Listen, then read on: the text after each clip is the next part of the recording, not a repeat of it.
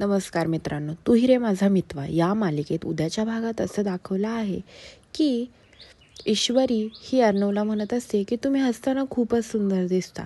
हे ऐकून कुठे ना कुठे अर्णव खूपच खुश झालेला असतो.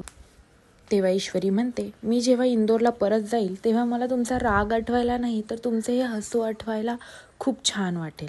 तेव्हा अर्णव म्हणतो, कोणत्या नादाने तुम्ही माझं हसू आठवणार आहे. आता ईश्वरी पूर्णपणे गप्प झालेली असते. ईश्वरीला काय उत्तर द्यावं ते कळत नसतं. ईश्वरीला कुठे ना कुठं कळत असतं की अर्णव सर तिला लाईक करतात आणि ती सुद्धा अर्णव सरांना लाईक करते. आता ईश्वरी तिच्या मनातल्या भावना आणि अर्णव त्याच्या मनातल्या भावना हा ईश्वरीला सांगेल का. आणि इकडे लावण्या खूपच चिडलेली असते आणि ती वल्लरीला बोलत असते, आता शांत बिंत काही नाही. आता जे काही होईल ते बूम एकदम मोठं करणार. आजपर्यंत मी सगळ्या गोष्टी खूप शांततेत घेतल्या. आता मी तिला सोडणार नाही. आता जे काही होईल ते त्याचा कोणीच विचार करू शकत नाही.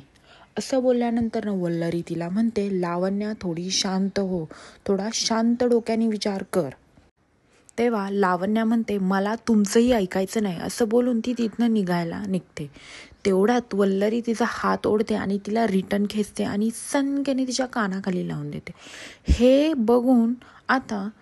बघून लावण्या तर अजूनच चिडते. लावण्याला काही सुचतच नसतं, कारण की तिने दिलेलं गिफ्ट हे खूप कमी समजलेलं असतं अर्णवने. आणि जी गोधडी शिवून आणलेली असते तिला खूप महत्त्व दिलेलं असतं. हे सगळं तिला पाहून खूपच राग आलेला असतो आणि ती ह्या भानात काय बोलत असते हे तिलाच कळत नसतं.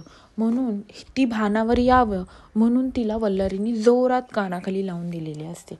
आता ईश्वरी अजून पुढे काय करणार मोठं हे पाहण्यासाठी विसरू नका तू ही रे माझा मितवा आणि माझ्या चॅनलला सबस्क्राईब करा. धन्यवाद.